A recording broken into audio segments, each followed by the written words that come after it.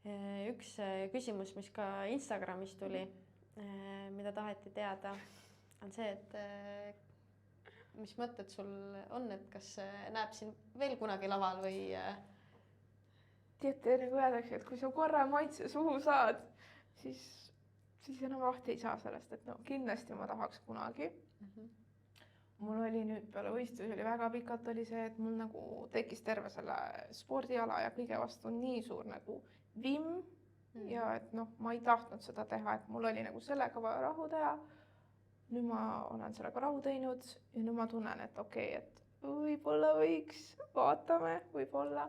Ma arvan, et kui ma lähen ka järgmisele nüüd prepile kunagi tulevikus, siis ma võib-olla ei jaga seda nii palju kui eelmine kord. Miks nii? Või mis? Paratamatult, kui sa jagad seda nii avalikult, siis sul tekib mingi sotsiaalne pinge peale, et ma võin jagada, aga ma ei anna kindlaid nagu plaane ette, et millal ma lähen võistlema, kuhu ma lähen võistlema, et